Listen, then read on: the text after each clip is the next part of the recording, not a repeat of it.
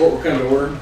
It is Monday, July the 8th, 2024. It's 9 o'clock in the morning, and the Kerr County Commissioners Court is now in session. If you would, please rise for the prayer and the pledge, which will be led by Commissioner Lenz. Let us pray. Our Heavenly Father, we just thank you for being in our hearts. We ask you to help guide this court as we deliberate things today. Lord, please send rain to the entire county. Parts of the county are certainly lacking these days. And finally, Lord, please look after all our first responders around the world. We ask these things in your Son's name. Amen. Amen. Pledge Allegiance to the flag of the United States of America and to the republic for which it stands, one nation, under God, indivisible, with liberty and justice for all. Please be seated. First order of business is to remind everybody carries these things. Make sure it's either turned off or to silence, so that does not interrupt the proceedings. And the first thing we do on regular Commissioner Court meetings is we have the public input. And this is an opportunity for the public to address the court and let us know what you think we need to hear. We don't have the opportunity to respond because it's input only. We ask that if you want to talk about something that's on the agenda, you wait until that agenda item is called. And further, we ask you to limit your remarks to no more than 3 minutes. Is there anybody from the public that would like to address the court? I know we've got some people speaking later, so we'll take that up at that time. So with that, we will move on to Commissioner's comments. Precinct 1. We've had almost 2 inches of rain as well. Wow. Still sprinkling this morning a little bit, hopefully. Precinct 1 was quiet. Only took a couple phone calls on July 4th, but I think everything went smoothly. Precinct 1. Well, we weren't nearly as blessed as you were in terms of rainfall, but anyway. The burn ban remains lifted, but please be careful. We have been responding to a number of fires, not necessarily brush fires, but we had a vehicle fire that quickly spread into a 6-acre brush fire. So, it's getting to be that time of year. It's very dry. We've got a lot of dead grass and things that are quickly combusted. So just be very careful. But fortunately, as a result of the 4th of July and all those fireworks, we didn't have any fires to respond to, which was our greatest fear. Otherwise, not really any report. Okay. Precinct 3. As usual, Comfort had its 4th of July parade. Great city, small town America. They had I'm not sure who did the flyover. There's a flyover. They went by 4 times in different formations of vintage aircraft. I'm not sure. I'm not an expert on aircraft, but it was pretty interesting. Anyway, very nice. The weather was great, so that was good. Another thing is that, for good or bad, we had a lot of politicians in the county over the 4th of July. We had some U.S. senators. I won't go into their names because they were very low key, but there's some U.S. senators in town, some congressmen in town, and others. For some reason, they like the hill country as we do. I'll make a real quick addition because you prompted me about the Comfort Parade. If you missed that one and you want to go to a parade, Saturday morning in Center Point at 10 o'clock, will be the Center Point Down Home Parade, followed by the Center Point Volunteer Fire Department annual barbecue fundraiser. Best barbecue you'll find, so please come out and support a really good cause. Thank you. All right. Precinct 4. I agree with you. Comfort always does a great job with the parades and stuff. Rain-wise, my house got 1.5 inches. The courthouse got a 1/2 inch. So better than nothing. And we'll take it anytime we get it. That's all I got, Judge. Okay, on a countywide basis, we all talk about rainfall. The press comments about we talk about rainfall, but we did. And where I'm at out of Precinct 4, I got almost 2 inches. So part of the county is getting more rain than the others right now. So that is noteworthy. This is also parade season. For those of you that haven't attended these local parades, they're really a lot of fun. Take a fan. And other than that, Kerr County has a interlocal agreement with San Patricio County, and it's a reciprocity agreement to take care if there are emergencies or disasters. And this past weekend, late last week and through the weekend, Doug Thomas and I probably exchanged, I don't know, 30 or 40. I mean Jody Season, and along with Heather Stebbins, our county attorney, because we were monitoring where the hurricane was going to make landfall. And if it had dropped down to Corpus Christi or below, it was going to really affect San Patricio County. As it turns out, it went north of that. And I had scanned and sent to me we were at the lake. My declaration of disaster was all ready to go, but we didn't need it. So just so that you know, our emergency management team was in place and very attentive. And we were connected remotely to be able to do whatever needed to be done on a moment's notice. So with that, we'll move on to the consideration agenda. Item 1.1. Consider, discuss, and take appropriate action to proceed with upgrades to the courthouse fire panel using ARPA funding as approved by the Court Order 40587. Shane. Good morning. Yes, I'd like to proceed with getting bids. The one bid I do have was $14,000, but if we use the ARPA funds, we have to get a minimum of 3 bids. We also have to consider that to be the hub, which is historically underutilized businesses, that's veteran-owned, minority and women-owned businesses. So we have to contact those folks as well, to get bids, and we'd like to proceed with that and obligate the funds for said project. Do you need approval from us to do that? Well, it's more of an information thing, just so we're aware of what's going on and how we're proceeding with this. Okay. Well, we approve of you proceeding, I think. Okay. Are you gonna do it, continue with ARPA and make them get 2 more bids, or are we gonna perhaps do a budget amendment and we have enough other projects to utilize the ARPA funds? I mean, 14,000, I just didn't go ahead and proceed. I think so too. Gotta do it. But, I don't wanna have to spend more money to use ARPA. So if it's gonna come And in we've got cheaper. other projects that could take up the slack Right. of 14. Yeah. Then I need a motion and second to do something. Would y'all like me I to assume we speak? still have some funds available in contingency? Yes, speak for a second. And Noel, go ahead and identify yourself and what your position is here at the county, so the public will know. Okay, Noelle Putnam, grant coordinator. I just wanted to say on this particular project for the 14,000, it is a very simple project because it's considered a micro bid. We do not have near as many hoops to jump through in order to do the administrative side for the ARPA requirements. All we need to do is get 3 bids. I do have a list of companies that we can send out to at least get those 3 bids. It should be the simplest and easiest one of anything with ARPA if you do choose to go that route. And I was going to say something else. I can't remember what I was going to say. Oh, it is considered a really good use of ARPA funding. It's listed on the list that you have. It's already in that list. And all of those projects that were on that list originally, those are appropriate and considered good projects for it. So just as a side note, with the ARPA funding, it would be simple, whichever way you decide to go. So we can get 2 bids. Okay. Okay, well, we've heard from our grant coordinator, we've heard from our maintenance director. Is there a motion to do anything, or are we just taking information? I think it's information, but go ahead and proceed with it, but don't award the contract. So it's going back and forth. So you're getting a wink and a nod to go forward and report back. I think we need to get 2 more bids, right? Right. Yeah. Yes. Yes. Yeah. Yes, Yeah. and it's not obligated until we have a purchase order or a contract, so We'll Okay. come back. just looking for Then I'll bids. coordinate and get back with us. All right, Okay. thanks. Very good. We'll move on to item 1.2, which is the presentation regarding the equipment and air conditioning replacement plans for the maintenance department. Mr. Shane Evans again, our director of maintenance. Yes, sir. Y'all have your sheet in front of you. And we broke it down into a 5-year plan to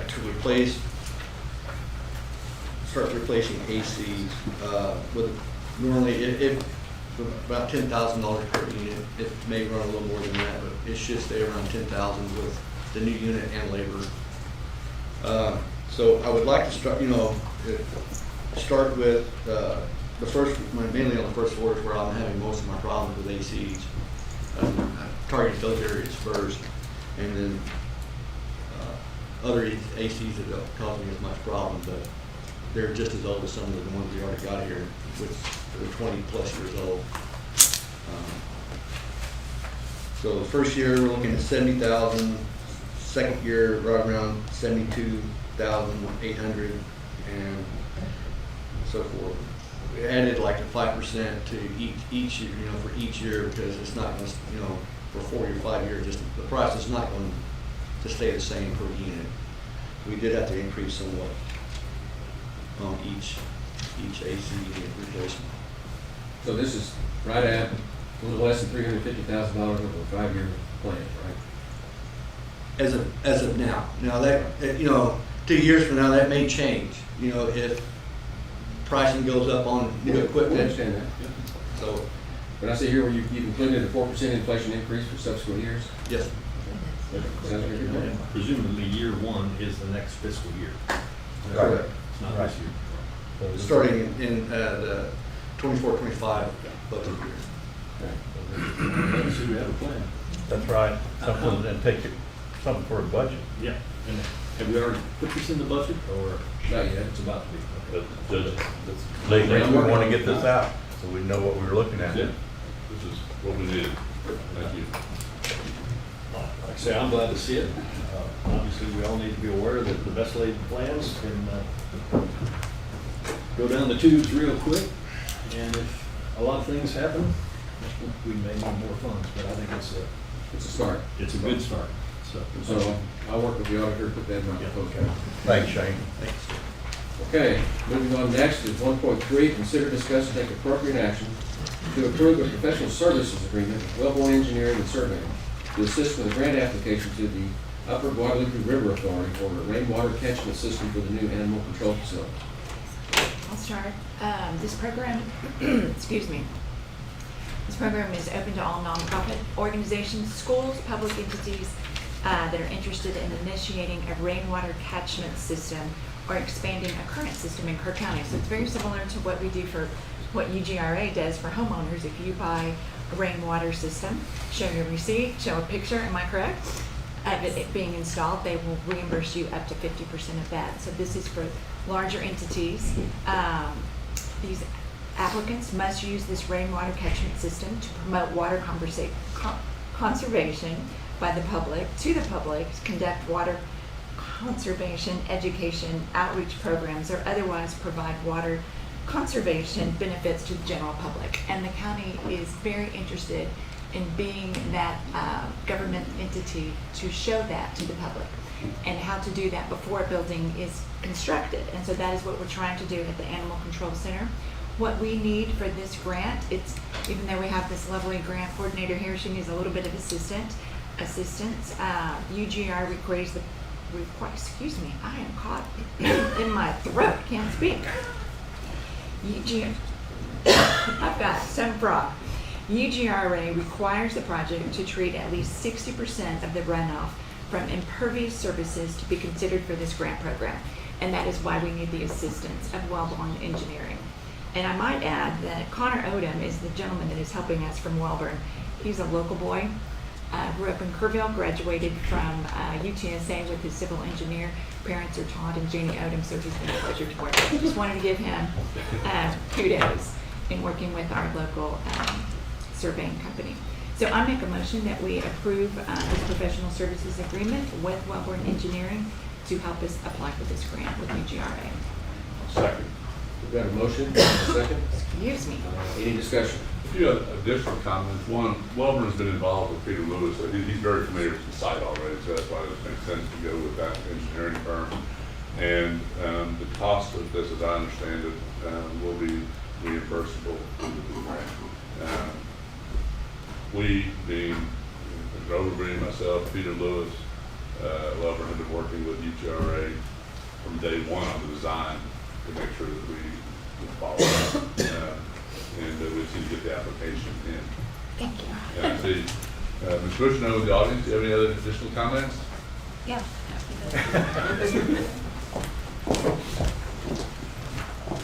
Good morning, Judge, Commissioners. Tara Bushnell with Upper Guadalupe River Authority. I just want to be available if you had any questions about the grant program.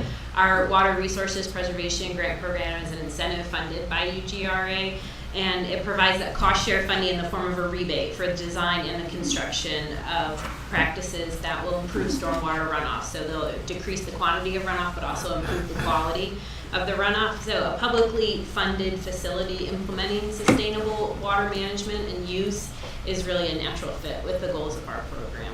And it can be potentially, the rebate, it will be more, can be more than 50% for this program in particular. But Tara, is it fair to say it's typically around 50% or?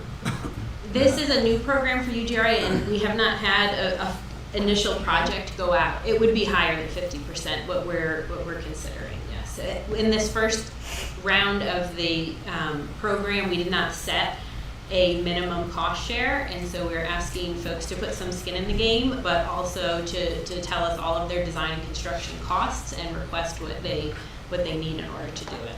And what's your gut feel for the likelihood that you would be awarded a grant? Well, I'm not on the committee that scores the project and awards it, so I think I can say that, again, it being a publicly funded building, the rainwater harvesting component, and also there's opportunity to add other types of practices as well, like permeable pavers or vegetative filter strips. Those are also eligible through the program. So the combination of those practices at this facility, the initial sketch that Connor showed us several months ago, would treat greater than 60% of the runoff, which would be a really excellent program for us excellent project for us to fund in the initial rounds of this program. Before you leave, what's the total estimated cost of the rainwater system right now? We really don't have an estimate yet. I mean, we've installed, will install, it's in the plans to install all of the gutters, all of the piping to the tanks. So what's remaining would be the hookup of the tanks and the tanks themselves, and we'd have it. But I mean, originally, I think Peter Lewis had it in his. There was a $200,000 number in there, but a lot of that's already been, not a lot, but a portion of that's already been incorporated into the building design. With all the piping to get there, that has to be in place before you build it. And the grant, I apologize. Go ahead. The grant would consider eligible components of the system, the gutters, and anything that conveys water into the tank, as well as a pump. Anything that distributes the water, like through an irrigation system or just getting it to its end point of use, would not be rebated, but any of that infrastructure to get water into the tank and then the pump itself as well. And we are considering rebates up to $150,000. And while I have you here, Tara, I was a little confused based on the comment made by Commissioner Overby, but for a residential rainwater harvesting system, did I hear you say up to 50%? It's 50% of There's a what, maximum on that. $500. $500. Which if you're putting in a rainwater catchment system and you're a Kerr County resident, save your receipts and bring them to us. Yeah. And that is our regular That's fine. rebate. I just wanted to clarify, because some of these systems are a lot more than, more than $1,000. I'm not, you're probably more familiar right now with the cost of a tank than I am, but. Well, it depends on the size of the tank. Right. Yep. That'd be what, 30,000 gallons costs. Thank you. No, Okay. And Ms. Bushnell, I want you to know that we value our partnership with UGRA and we look forward to working together in the future. Thank you, sir. Likewise. Sir? And I believe the county attorney's office has circulated a contract. We're just waiting on the scope of work from Loveland. Okay. But it can still be approved pending that scope of work. Okay. So, Actually, I think the scope came in on Oh, Friday. okay. Yeah, we've got it. It's attached. so we've got a motion and a second. Is there any other discussion? Those in favor, say aye. Aye. Opposed? Motion carries. Moving on to item 1.4, consider, discuss, and take appropriate action to authorize Peter Lewis Architects to prepare final documents for bid for the new animal control facility and authorize going out for bid. Mr. Lance. I put this on the agenda just to kind of keep moving forward. Peter cannot be here this morning, and I handed out a sheet that everyone should have, just to be real clear, as to the items that are going to be included as bid alternates. There are 6 items that are in the drawings. Rather than redo the drawings, Peter thinks it's far more efficient to list these as alternates to take out. Usually you have alternates to take in, but these to take out to get the savings down. And those alternates are removing the clear story at the kennels, removing the exterior euthanasia room, which is 152 square feet, removing the front canopy and the lobby clear story, remove the emergency generator, remove the perimeter fencing around the building, and have the seal coat paving would be done by Kerr County and not by the contractor. Those items would be included in the package as alternates. There's been a lot of discussion about the kennels. The kennels in the originally proposed were $40,000 for chain link type kennels. Those are included. Kennels are in there, not what we hope to have in the building, not what anyone has recommended we have in the building, but there are kennels. I just want to make that clear.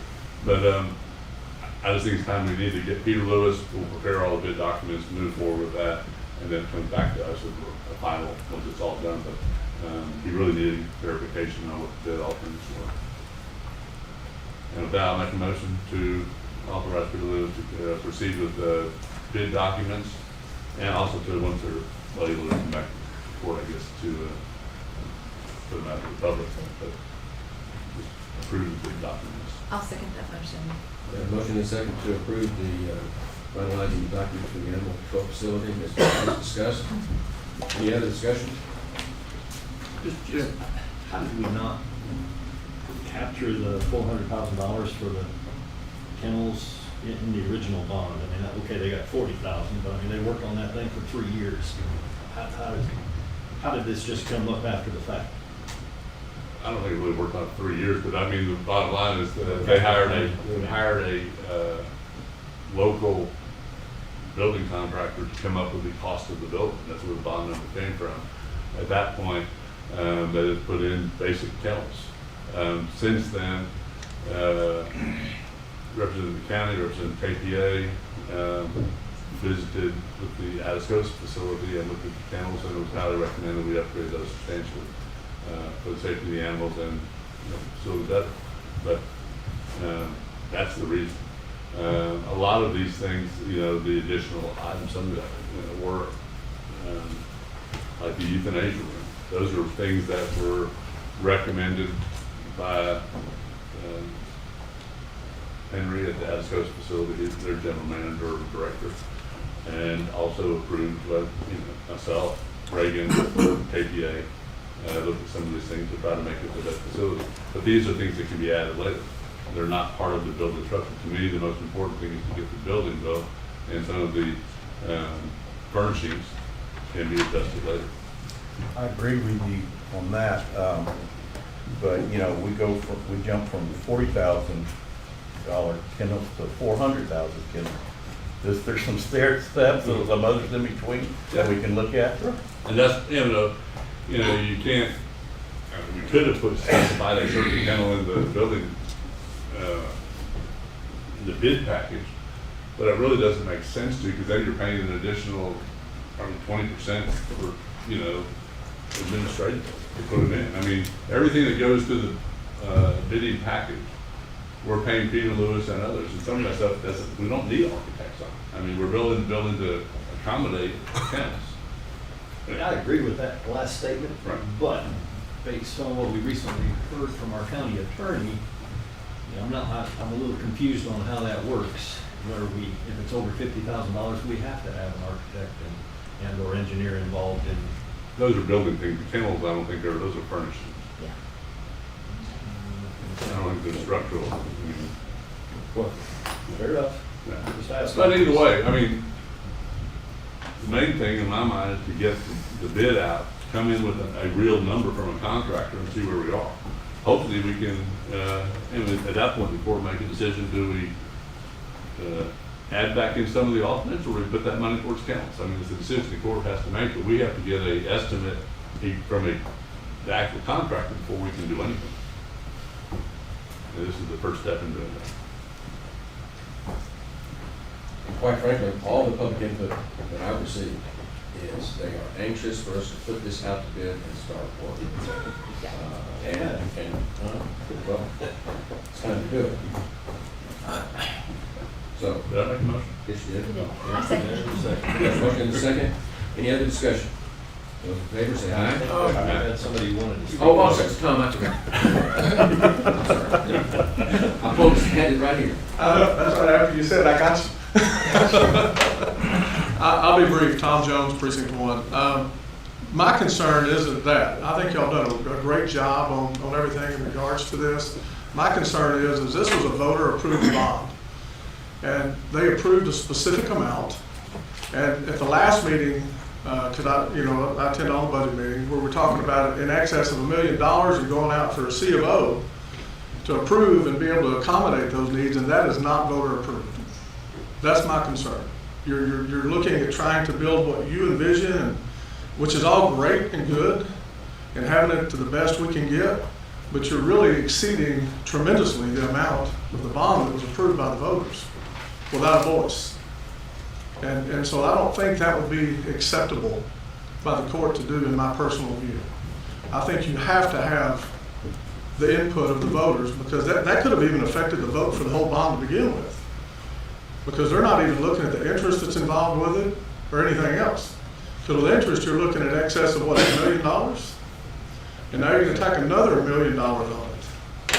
And I do think it needs to be very updated, very functional, everything that you've done there. But I think Peter should be building according to a budget, not a desire and what we think we need. Tom, I alluded to that in the workshop.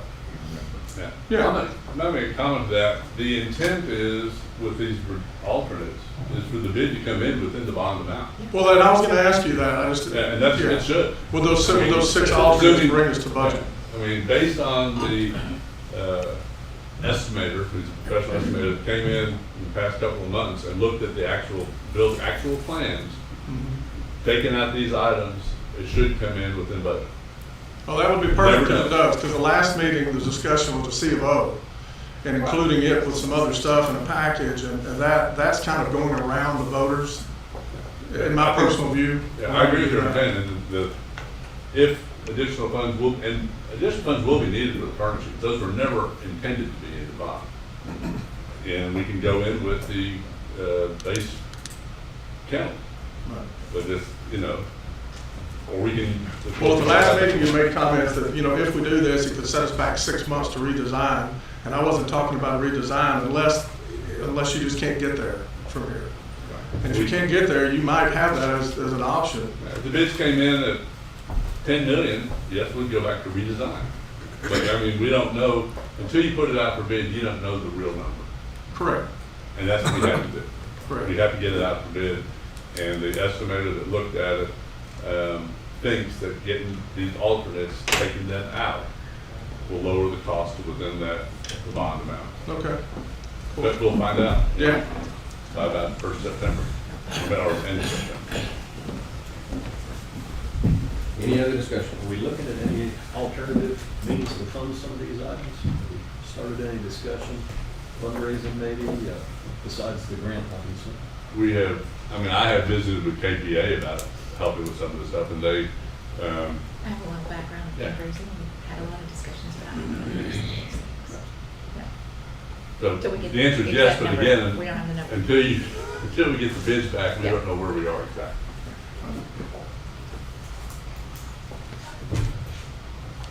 And the longer we wait to go out for bid, the higher the cost goes. Any other discussion? And those in favor say aye. Aye. Opposed? And motion carries unanimously. Why don't we take about a 5-minute break and we'll start, that way everybody will be fresh when we get back.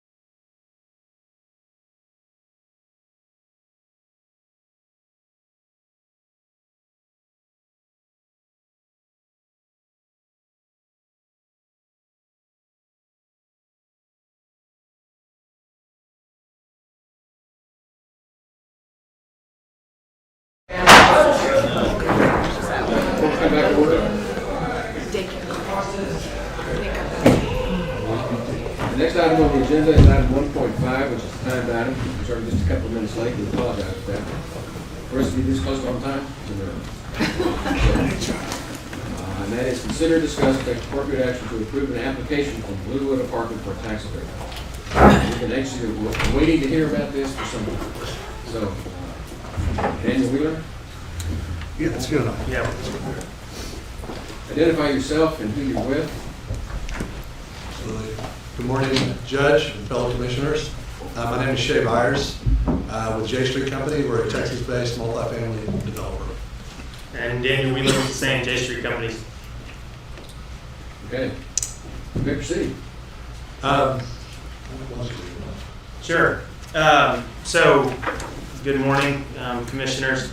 We wanted to come before you this morning as a follow-up to our presentation that we made on the 28th in this court, and wherein we presented an incentive request for our apartment project in Kerrville called the Bluewood, a 273-unit multifamily development for a tax abatement incentive. And in the last meeting, this court approved a resolution pending our application for this incentive. And since then, we have submitted our application to the county along with all required documents and exhibits, and are before you today to, I believe, get your consensus for approval. Submitting the application, right? Submitting the application, yes, sir. Now, the public's going to need a little bit higher level summary of what this request is so they'll understand what we consider. Okay. Do we by chance have the presentation ready? No? Okay. You do? The presentation will be able to be seen on YouTube, but it won't be seen on the internal TVs. Okay. We just have an adapter problem that can't be fixed this morning. Okay. Next So one. yes, the public could see it. Okay. Then we can briefly just go narrative through. of where it is, what it is. Yep. Sure. Yep. Sure. So this project is a 273-unit, 3-story, Class A multifamily project. We're right at Callow and Holsworth Drive in that new section near I-10 that the city and county have spent some significant infrastructure dollars to really grow that area, along with the ballparks and I believe it's Crop Recreation Center that's over in that area. Sports facility that's right nearby. Yep. So it's really in that location, and the reason we selected that location is it's going to be an activation and a catalyst for future development, and really utilize the green space, the trails, the park, the recreation center that's been developed there. Specifically, the project where we are in the pre-development stages, we've pretty much put the entire, we baked the whole cake. And so what we didn't do, we didn't come to you guys, to the Commissioners Court a year ago and begin asking for money because we didn't know if we would need any help with an incentive. But where we are is we've raised the money, we've designed the project, and the money's just come back and said, this is the gap that you need to close the gap so that we would fund this project and get it out of the ground. So that is what daylighted and identified our ask from this body. So that's where we are. But I think it's important to refresh the public's mind Yep. with regard to the amount of the gap, the cost of the whole project. Just put together the numbers for us so they'll understand what the ask really is. Sure. So, I mean, all told, this is approximately $55 million project, and we have a $2 million gap.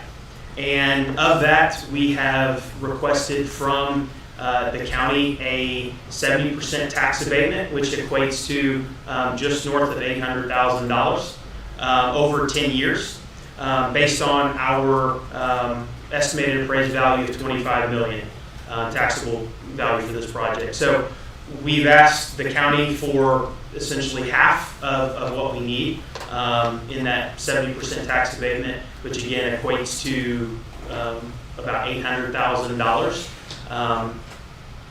And it's roughly $70,000 a year, $80,000 a year, excuse me, over 10 years and just north of $800,000.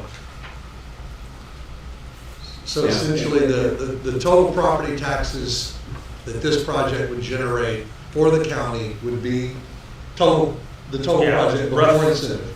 Roughly $100,000 a year to the county. Right. So this is new income to the county for which we're asking for 70% for 10 years. So, go ahead. I'm looking at the sheet that provided. So right now that property is, I won't say zero. What's the current value, actual value of that piece of property? Dale? Oh, that 12 and a half acres where this track is going to be located, that's probably $150,000 assessed valuation. Where we're at, I get for the whole track. So the valuation right now is $150,000 plus minus for that piece of property, and it will go up to $25 million.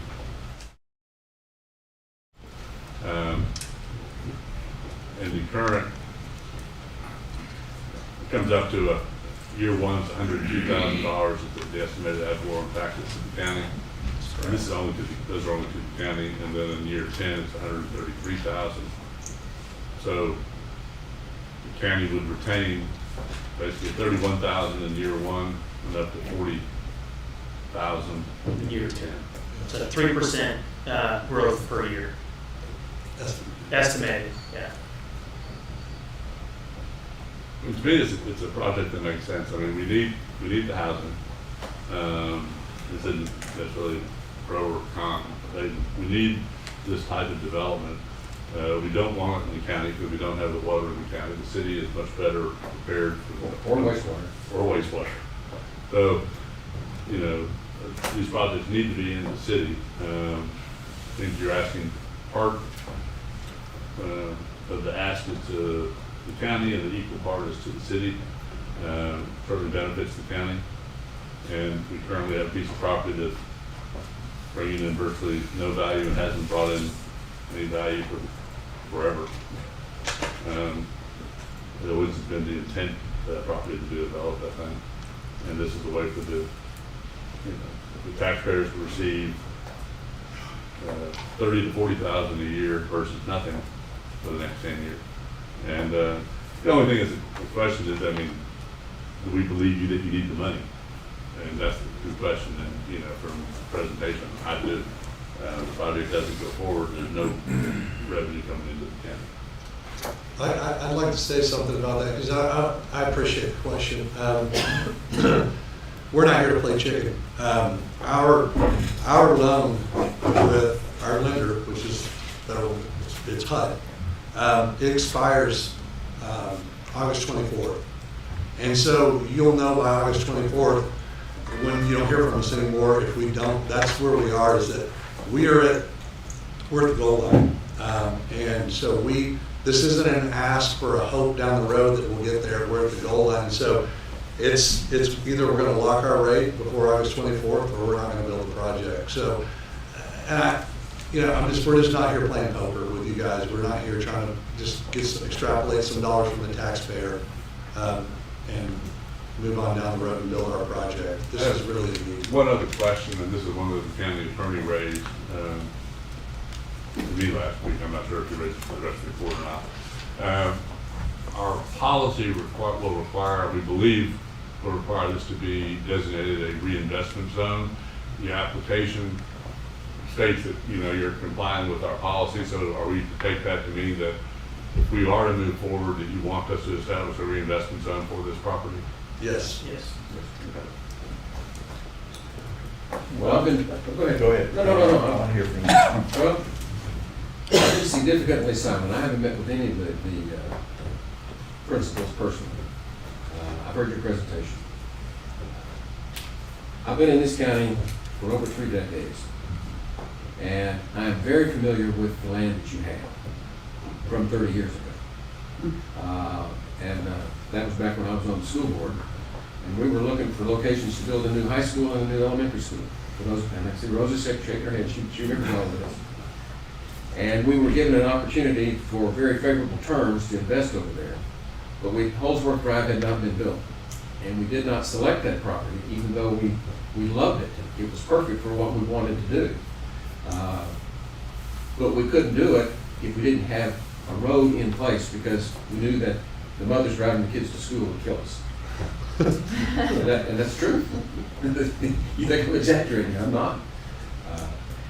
But we've long wanted to do something with that property. That property has sat fallow, in my opinion, for decades, with minimal tax value on it. The taxpayers are getting minimum benefit from that. And it's time to develop that area. It's time to develop that property. And it's come on a different watch for me now. I sit on the Commissioner's Court instead of the school board now. But that is probably the highest and best use for that property. The second thing that I would add is that people are not really paying attention to what I consider to be the most serious existential threat to this county, and that is housing and affordable housing. I'm not suggesting that this is a federally underwritten project to be affordable housing. It's market value housing. That's correct. But we don't have any housing for people to rent, to live. Our workforce, there's no place to put up our workforce. Over half of the people that work for this county don't even live in Kerrville. They have to commute because they can't afford, they can't find a place to live here. Something has to be done, and it has to be done inside the municipal city limits, because they have the ability to build high-density projects. In the county, we really don't. We don't have the water availability, we don't have the wastewater capacity to handle that kind of development. And so this is the first and probably last for a while opportunity we're going to have to add any housing to Kerr County. And if this does not make, I doubt seriously that we're going to see another project proposed in the next several years. But we desperately need it. And you're meeting a vital need for this community. And I'm not looking at this in terms of whether or not you need the money. I think this is something that we ought to do to incentivize you to do this project, because we desperately need the project. We need to add these 273 units, housing units, on the rolls. And if we only get the benefit of 30% of the tax money for the first 10 years, that's a whole lot more than what we're getting right now, because we're getting next to nothing right now. I'm not putting anything down. I'm saying $150,000 for that property, that's pie in the sky. And so for you to take 70% of what our would-be taxes to reimburse for the infrastructure that you've had to put in to make this thing possible, and to provide that type of capacity, housing capacity for Kerr County, I thank you, and I welcome you. Well, y'all know where I stand on this stuff. Every time it comes to tax abatements, I don't like them. To get me on board, I think the ask needs to be lower. If y'all could come in for the total take from the county, now half that, I'll be on board with it. I missed your presentation when you came in a month or so back. Yeah, I was on leave. So my questions, I've got several for you. Okay, 273 units as a result of the HUD financing. 23 are going to be made available for Section 8 housing. So where are those individuals going to be coming from? There's no Section 8 housing. It's not Section 8? No. This is all market This is market rate. value. All of them, or? All. I thought 100%. No. 100% of our units are market rate housing. 100%, okay, that's good. There will be no subsidies or half contract or Section 8 or. Yeah. Now, the city is looking at a project that will do that. Right. This is not it. I think you're getting confused with it. So who's going to manage this property long term? That'll be us. That'll be J Street. We're very findable. We manage property, not that you want me to hear all this, but all over DFW. Washington DC, Maryland, Virginia, St. Louis, Chicago, all over the Midwest. So we probably have 5,000 multifamily doors under management and 3 million square feet of office. So we're a real management company. And we started developing in 2007 and have grown sort of, they kind of one hand plays the other. We consider ourselves first are operators. So we operate multifamily for a variety of owners all over the country. And we got into development, we kind of reverse engineered and figured out what they're really good at and took to it and started developing and managing our own product. So we plan to set up a bulkhead here in Kerrville, and because of this type of financing, it typically dictates a little longer term hold. This is not like a name brand that you might know. I don't want to use any developer's name to disparage them, but they come in, they build, they lease, and they sell instantly. That's not what this financing is really in place for. It's for a little longer term hold. 5 to 10 years is very typical. So we want to manage that and be a part of the community for a long time. And furthermore, I mean, we're a local Texas company. I mean, you know, our principals and, you know, the bulk of our team is local to Texas, the Hill Country, you know, a lot of Dallas-Fort Worth. But this is our home state, our home base. And that's why we want to be a part of the community. Well, you know, I'm always concerned, I'm not a fan of tax abatement projects either. And I'm always concerned about the long-term financial viability when you're desperate to have $784,000 from the county in tax abatements, that it raises great concern in my mind. And we haven't seen the detailed financial report on this project and your projections of revenue versus expenses and so forth. So I guess I'm not convinced. Thank you. Will there be more questions? Okay. Just, You got to go to podium. yeah. The people have to be able to hear you.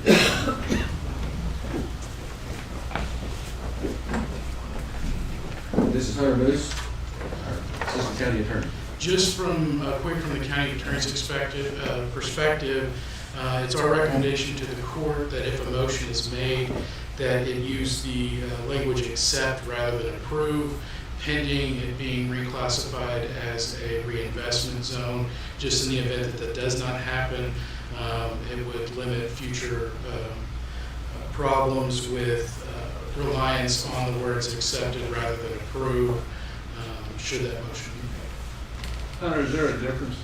I mean, I guess, between accept or approve subject to the establishment of reinvestment zone? I think either of those would work. It's just we don't, it's our opinion that you shouldn't accept it outright without that. Right. Then you create a problem on reliance on the court having already accepted it, but there being a condition on it. It needs to be subject to that condition is our opinion.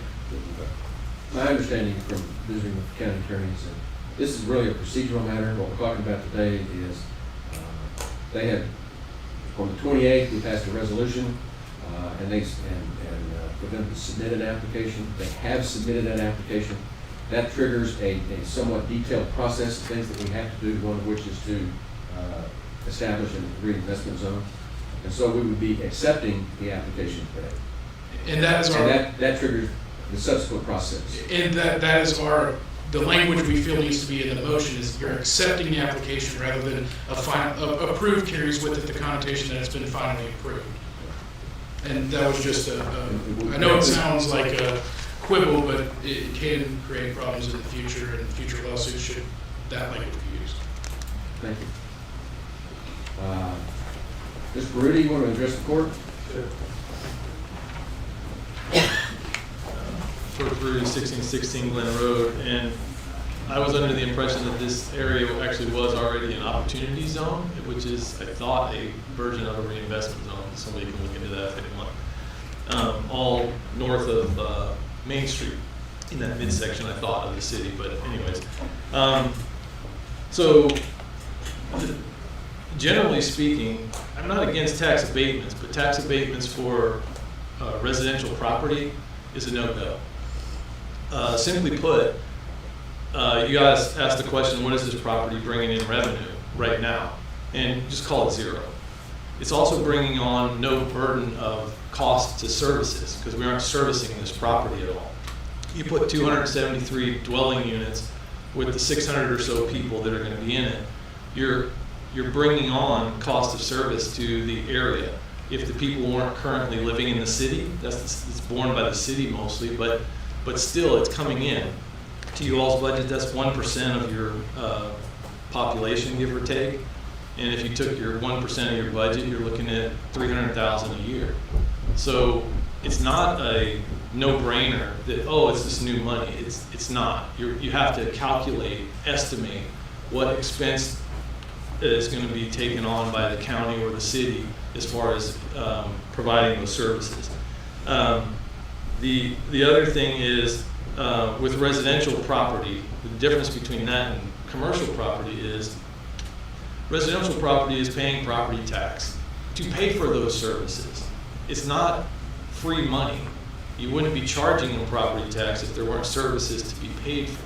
So this is kind of the same as someone comes into a restaurant to buy food and it's a new customer, so you're going to give them a discount lower than your overhead cost. That's what you're doing here. You're going to essentially discount this property in property tax lower than the overhead it costs to service this property. The other thing is you should never do a tax abatement agreement that doesn't have a dollar cap on it. This is basically an open-ended, it's for 10 years, but that's a cap.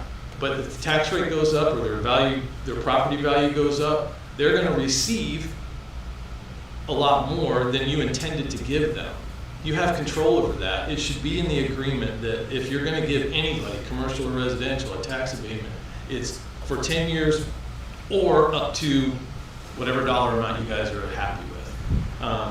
And so the other thing is it's sort of a discrepancy. I'm not really sure I understand the deal.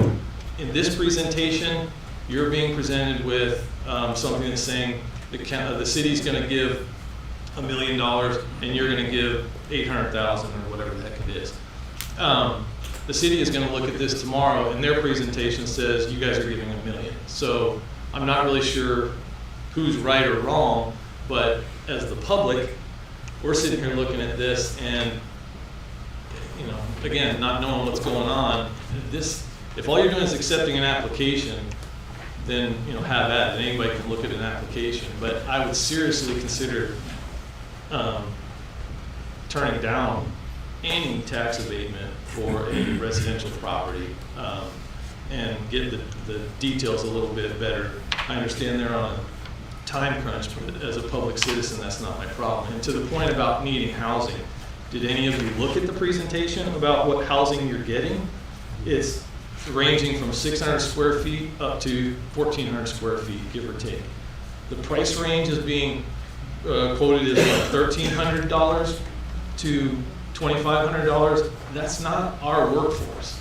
That does not, nobody's claiming, if I have $2,500 to pay in rent, I actually can afford buying a house. And so this is not the housing that the city is looking for. It says it's targeting 80% to 100% of our area median income. That's false. Those price points do not meet that. I mean, some parts of them do, but it's not, as they say, 95% of all units target the underserved age. That's not true. And what family can move into a 600 square foot home? It's not going to happen. So you're talking about individuals. So there's a lot to look at here.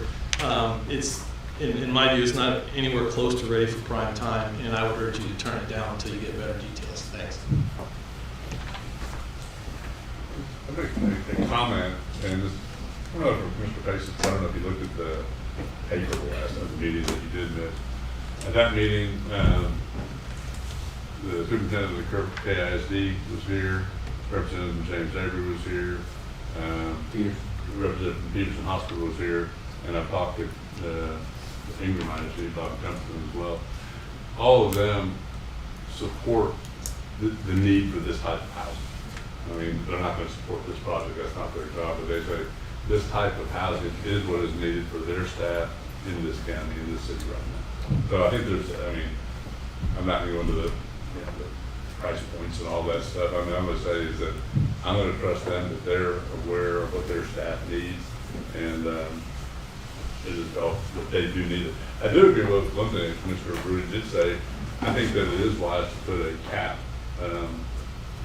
on the abatement amount, because things should go up, and that cap, you know, to me, it should be 800,000. So I think that is a good point, and that can certainly be incorporated in the agreement. I think it's an excellent point by George with that. Is the number 800,000 or is it 784,000? So that's what I have in my copy of the. The, I've seen a couple different. the, 23, 22, 22. That's what it is. Yep. So that's changed.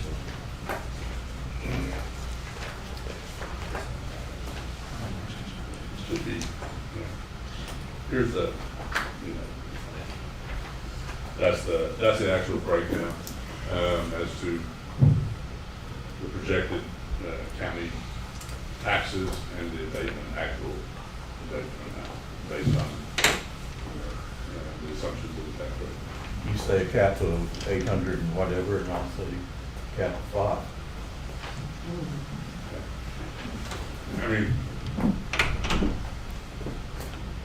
again, I'm gonna go back and, I don't know what wiggle room there is in any of this. I mean, that's a hard thing to say. My understanding is that there's none, to get move forward. And, to me, this makes sense to move forward with it. But my view is that, I think that we need to either commit or not commit. I mean, whether we're accepting or approving subject to certain requirements in our policy, doesn't make any difference. But I think this is, we need to be going, yes, we're going to do it, or no, we're not going to do it. I think it's not right to string it on and say, well, we're going to come back and look at it again. We've looked at it once already. This is the second time they did what we requested at that meeting. So I'll make a motion that we approve or accept the application as it was submitted and proceed with the requirements of our policy. To include a cash cap at the estimated as presented. Yeah, at 800,000. Whatever. Whatever we're asking, that's all we're asking for. The cap of 800,000 over 10-year tax payment. Really, 843 something. That's what I say, 800. They're going to lose 33,000. Yep. We can do that here. Do you need to put the wording in there for the reinvestment zone? That's part of the approval process. Part of the approval Okay. process would be for us to establish a reinvestment. Either, zone. if we establish the zone, then we could do that, but now, because we haven't, we have to establish the zone. They put it in their application, and that's what triggers that petition in our rules. So we have a motion, which I'll second, to accept the tax abatement application as presented with a cash cap. Any other discussion? I'll move to amend that motion to the cap of 500,000 as opposed to 800,000. I'll second. Well, he has to agree to the amendment, and I have to agree to the amendment. I want to leave it the way I'm doing it was. Could you do it for 500? Huh? I don't believe so, sir. Well, I guess we find out. And that's what concerns me, if it's Yeah. fragile on financials, it gives me no confidence in the overall longevity and success of the project. I think that concerns me. Any other discussion? Then those in favor of accepting the tax abatement application as presented with the cash cap as discussed, say aye. Aye. Opposed? Aye. A nay? Nay? And nay. 3-2. Pass. Thank you. Thank you very much. Okay. Charlie, do we need a break or can we go straight? We can go through this, sir. Very good. And we'll move on next to item 1.6, which is a public hearing. I convene a public hearing for the revision of plat for Creekside at Kent Burry, Phase 2, lots 94, 5, and 6. Is there anyone from the public that would like to address the court? Well, there being none, I will adjourn the meeting and move on to item 1.7, which is another public meeting. And this public meeting is for a revision of plat for R.S. Walker's Addition, Block 8, lots 19 through 16, and a portion of 4th Street right away. Is there anyone from the public that would like to address the board on R.S. Walker Addition plat revision? There being none, I will adjourn that meeting. We will then move on to item 1.8, which is to consider, discuss, and take appropriate action regarding a revision of plat, R.S. Walker's Addition, Block 8, lots 19 through 16, and a portion of 4th Street right away. Charlie Hastings. Thank you, Judge. It's, I think I heard you say lots 19 through 16, but it is lots 9 through 16. Oh, 9. I stand corrected. 9 through 16. Yes, sir. This proposal revises parts of lots 9, 10, 11, 12, 13, 14, 15, and 16. That's a bunch of little tiny lots in Center Point. And a portion of 4th Street right-of-way totaling 1.16 acres into 2 lots instead of all of those tiny lots. Lot 9A will be 0.35 acres fronting on 3rd Street and Avenue C. Lot 16A will be 0.81 acres fronting on Avenue C. County engineer requests the court consider, discuss, and take appropriate action regarding the revision of plat for R.S. Walker's Addition, Block 8, lots 9 through 16, and a portion of 4th Street right-of-way, volume W, page 381, precinct 2. I'll move for approval of the revision of plat for R.S. Walker's Addition as presented. I'll second that motion. We've got a motion and a second to approve the requested revision of plat of the R.S. Walker's Addition, Block 8, lots 9 through 16, and a portion of 4th Street right away. Any other discussion? Just a question. Obviously, this is a good thing to do, but is this in full compliance with the model subdivision rules? Yes, sir, because the model rules aren't invoked because we're not subdividing, you're combining lots. Very good. Any other discussion? Those in favor say aye. Aye. Opposed? Motion carries.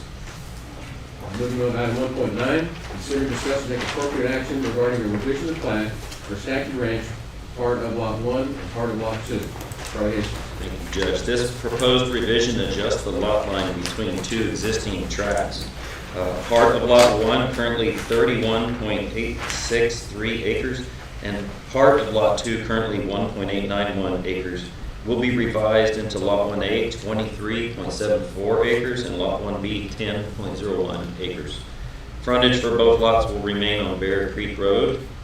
The county engineer requests the court consider, discuss, and take appropriate action regarding a revision of plat for Stacky Ranch, part of Lot 1 and part of Lot 2, volume 5, pages 77 through 85, precinct 3. If you're thinking that doesn't sound like that's right, Bear Creek Road, there are 2 Bear Creek Roads in Kerr County.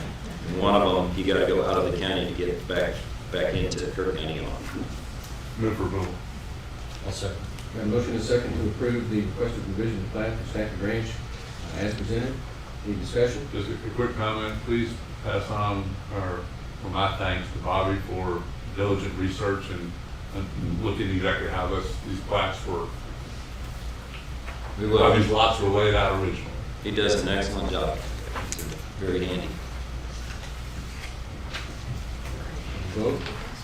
So we haven't voted, but we have. Second. Got a motion and a second. Any other discussion? Those in favor say aye. Aye. Opposed? Motion carries. Thank you. Okay, we have a timed item at 10:30 that I have to pass over until it is 10:30.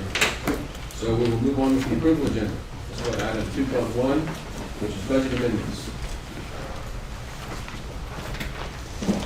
Good morning. You have 7 budget amendments in front of you. One of these is for the remodeling of the IT room. That money did come out of contingency. It was $1,200. There's one in there for the insurance proceeds to move those up so we can take care of the vehicles being repaired. And then we have a couple that are related to Senate Bill 22. They changed the rules and they're adding now that we can pay for unemployment insurance and workers' comp out of that money. And that's being done in the 198? 198, the 216, and the county attorney's office. Very good. I'll move for approval. Second. We got a motion and a second to approve the budget amendments as presented. Any discussion? Those in favor say aye. Aye. Opposed? Motion carries. Next item is 2.2, pay the bills. Yes, invoices for today's consideration amount to $2,082,565.10. Move for approval. Second. Got a motion and a second to approve the paying the bills as presented. Any discussion? Those in favor say aye. Aye. Opposed? Motion carries. 2.3, late bills. Yes, today's late bills are $12,299.20. Move for approval. I'll second. Got a motion and a second to approve the late bills as presented. Any discussion? Those in favor, say aye. Aye. Opposed? Motion carries. Moving on to item 2.4, which are auditor reports. There are not any. Thank you. And 2.5 is monthly reports. Yes, for June 2024. Payroll approval, County Treasurer Tracy Sullivan, District Clerk's Office, District Clerk Dawn Lance, Auditor's Office, County Auditor Tanya Shelton, Justice of the Peace, Judge Kathy Mitchell, Precinct 3, Constable Tommy Rodriguez, Precinct 1, Kyle Snyder, Precinct 2, Paul Gonzalez, Precinct 3, Brad Ryder, Precinct 4, Environmental Health, OSSF, Director Ashley Batters. I move for approval. Second. We have a motion and a second to approve the monthly reports as presented. Any discussion? Those in favor say aye. Aye. Opposed? Motion carries. 2.6, court orders. We have our court orders from our June 24th meeting, number 40692 to 40720. They all have to be in order. I'll make a motion to approve. Second. We've got a motion to approve the court orders as presented. Any discussion? Those in favor say aye. Aye. Opposed? Motion carries. With that, we move into item 3.1, status reports from department heads. Any department head want to address the court? Okay. There being none, we'll move on to item 3.2, which is status reports from elected officials. We'll have one over in the room. Okay, there being none, we'll move on to item 3.3, which is the status report from liaison commissioners. Any reports? I attended a CARF meeting last week. All is fairly good. People are more and more concerned about the weather and the summer heat. But, and the only other thing is quite a bit of discussion about the radios and when that will finally be implemented. It's a work in progress, so hopefully our VFDs will get their radios here in another couple of months. Anyone else have a report? Okay, and we'll take a recess until 10:30, at which time we'll come back and handle the last agenda item before going into executive session.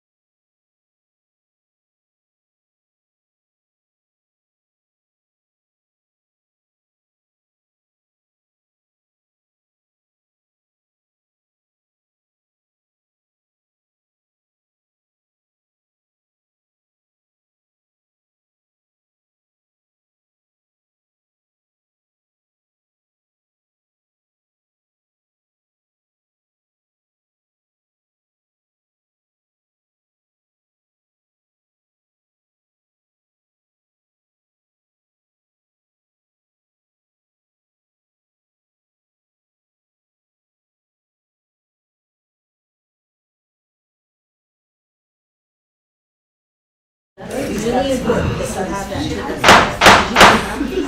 Welcome back to order. It is 10:30, and this is the designated time we have for each one of our regular commissioner court meetings between now and the time that we finalize our budget, to have a discussion. We're not taking any action, this is just a discussion regarding the departmental requested budget and tax rate. Is there anybody from the public that would like to address the court? Are there any of you that would like to address the court? Well, let me tell you, look, ma'am, go ahead.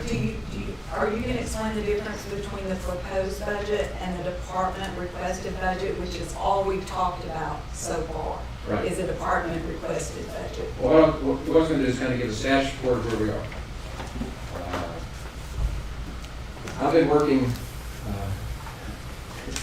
one day later than I thought we needed to be up here, but been working with our auditor on a proposed budget. The way the budget process starts is we ask each elected official that runs their office and each department and head that runs their department to submit their requested budget.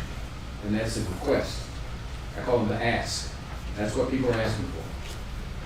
We went through that whole process. We had 3 budget workshops to find out what it was that the ask was. We have that information all now in a nice little schedule. And then what I'm working on is what my proposed budget is going to be. In other words, my response to that ask. And I'm trying to be fair and reasonable in what my proposal is. And I should have my proposal ready probably by this time next week. And that'll give y'all a week to look at it before we get back into a regular meeting. The things that I'm looking at is I'm struggling with the impact of inflation and the cumulative effect of that inflation and the way it affects everyone. And I have to take into consideration that the county is kind of like a family. We work together. We spend more time together with each other before we spend with our families. And that makes it much more like a family. We're trying to take care of the county employees, the family, together. In that, I'm considering what kind of wage adjustment I'm going to recommend. We've tried to be fairly aggressive the last 2 budget cycles, and we're still short. And inflation continues, and it hurts everybody. But it hurts more than just the people that work here at the county. It hurts the taxpayers. This is a pain that affects everyone. And so I'm trying to make sure that we take care of our family. Everybody wants to support their family. It's this court's responsibility to support the county itself, county employees. And I'm struggling with new hires who bring a bunch of new people in when we can't even support the ones that we have. These are questions not easily answered. But these are some of the struggles that I'm going through. One of the things that I discovered, and I was sorry for being a minute late to get back, I was visiting with our HR director. This has been an eye-opening budget cycle for me. I didn't realize there was that much difference between the economic consequence or impact of an increase in grade by 1 versus an additional 1 step. Steps are 2.5%. The grade is about 5%. And so, at first, I was looking at, I looked down at these grades. Here's 17, here's 17.5, here's an 18, here's an 18.5. I was trying to figure out, why do we need these 0.5 increases in grades? And the conclusion that I've come to is, I figured out why we need the halves, because that we don't need to increase 5%, or we didn't want to increase 5%, or couldn't increase 5%. So we did it by 0.7. But my take, the takeaway that I'm learning from this budget cycle is a grade is worth more because it means more. And that, to me, a good example of that would be well, I'm not using that bad form on my part, but when you want to communicate to an employee that you value their contribution, truly value, and it's not just an accomplishment for a certification or 2.5 year, 3-year anniversary, you can use grades. And as those grades get higher, they get more prestigious. You start looking at the people that are in grade 20 and up, those are senior people. They're the people that we're leaning on. And so I'm trying to use grades as more of a compliment than just compensation. And of course, I can't do that with everyone, but we've got the requests that we've got. I tried to pick out the ones that I really felt like it was better to use grade to try to communicate my value to their contribution. Because everybody contributes, Even if we had no wage adjustments and we had no raises, we're still doing the same job. And we're providing services to the public to run a local government. Now, when I put this proposed budget out next week, we will then have our next regular Commissioners Court meeting, and we'll have another opportunity for the court to give me their input. So I've got input from you. This is to get input from the public. I'm sure the public will come. It's not yet. I have to wait to see more concrete numbers.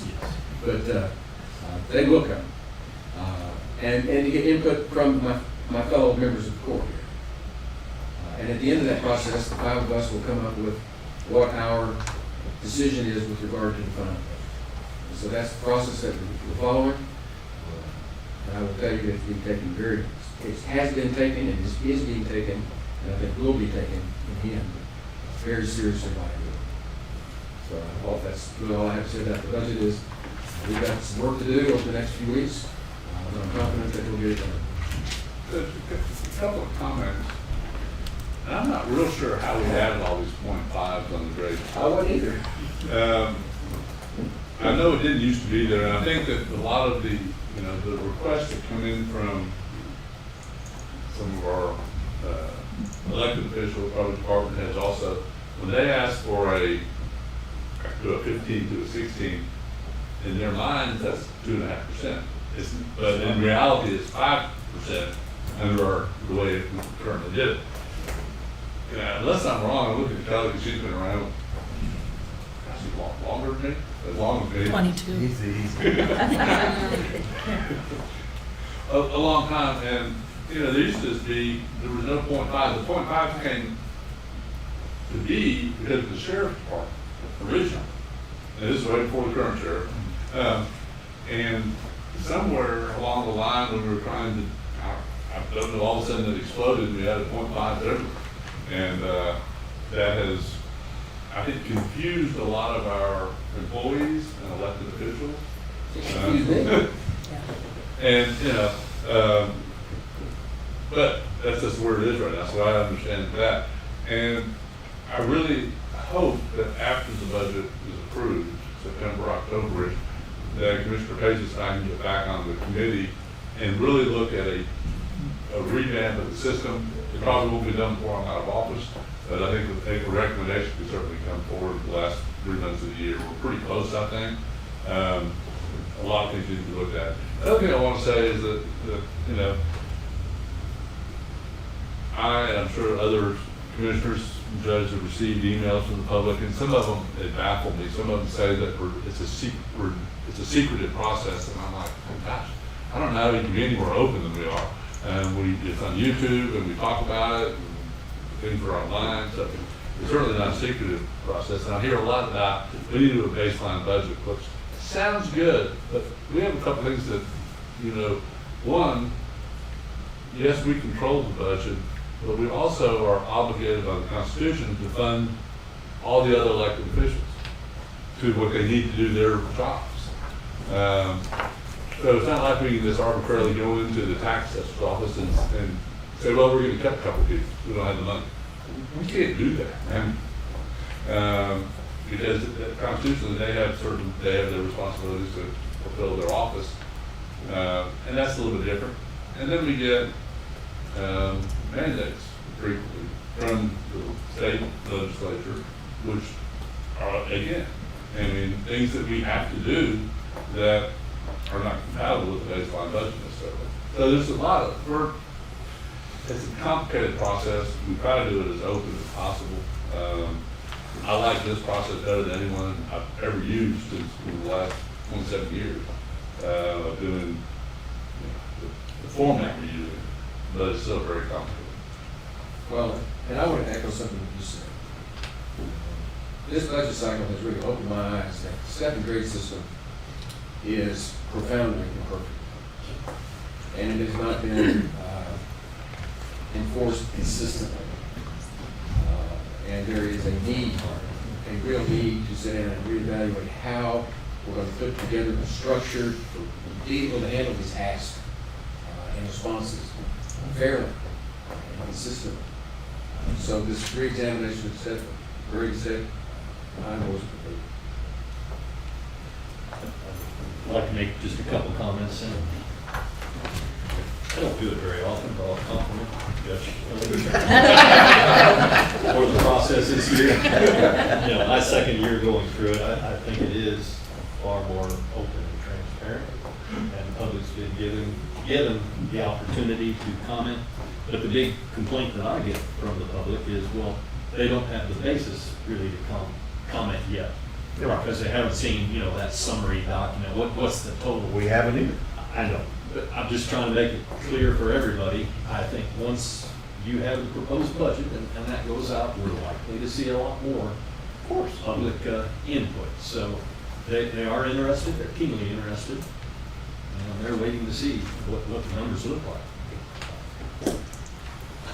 I am too, and very concerned about it. Well, so But anyway. the public understands, and to the employees too. I mean, you need to understand how this really works. The first set of numbers are the internal numbers of the respective departments and offices. And those are not public yet. Those are, they're putting together their asks. That's what it is. And then they come to us, and we listen to their asks. That's why we have the workshops. We listen to the asks, and it's fair for the public to go back on YouTube and listen to every one of the workshops, because they got up and told us what their ask was. To the person. It's just, we should emphasize that just because that's their ask doesn't mean that's what they're going to get. Absolutely. And what I'm It's looking not a at given. the schedules that I'm working from right now, with the auditor on, has what the ask is, has what last year's budget was, what the current situation is, the status quo. Then it has the ask, and now we're working on a column over here of what my proposal is going to be. And then there's going to be still another column out there as to what it is that this court wants to do. And all of that's going to start becoming public on Monday when I put out my budget. When I give you my proposed budget, then that's something that the public, I think, should be able to see. The question, your budget will get next week. My recollection is on the 22nd, we have a budget workshop. Yes. It's our next court day, but that afternoon we have a workshop. Is there another workshop right after that? 'Cause I don't- Yes, there is. There's three. There's three more after that? Okay. We did 3 workshops before and 3 workshops after. Okay. And then the other question I have is, do we know yet when we're gonna get the 95% numbers from the appraisal district? Most of the this month. I know they're. Every year it comes in, we've gotten them as early as the week before the end of the month, but it's usually right about the last couple of days in July. They were. Their deadline to get those to us is July the 25th. Yeah. Okay. And that's every year. And they don't get them to us early. They're very late getting out a lot of their notices this year. Hey, this is a busy time of year for everybody. Anybody in local government, this is a busy time of year. School districts, municipalities, all of us. We can assume 10% more than last year, plus a little bit for new properties. Well, In case you didn't catch that was sarcastic. I admit. I mean, if we could wish it, we would, but it doesn't happen that way sometimes. How much the appraisals go up. Maybe we should see this for what they do. These things can certainly slow. Anything else on budget? And with that, we're going to adjourn briefly and reconvene in executive session. We have one item on the executive session, which is a personnel matter to consider, discuss, take appropriate action authorizing to continue benefits and grade and step status of the employee as an initial hire for Kerr County. That's what we will take up when we come back in executive session.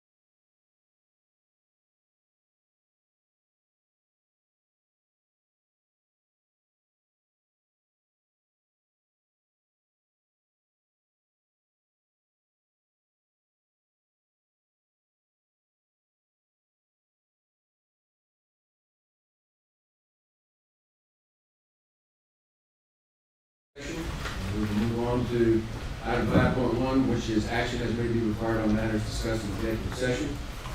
Is there a motion? I'll make a motion that regarding an employee that moves from one department to another department within the county, that there will be no gap in employment. I'll second that motion. Got a motion and a second. Is that good? Any discussion? Yeah, I just think I would like to give a message to all of our staff that, boy, don't rush to a decision in the heat of a moment. If you're angry, upset over something, sleep on it. Talk to other, perhaps more mature advisors and take their counsel. I'll leave it at that. And your number is what?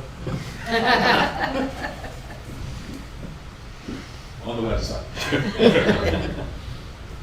Any other discussion? Those in favor say aye. Aye. Opposed? Aye. 4-1. Motion carries. We are adjourned.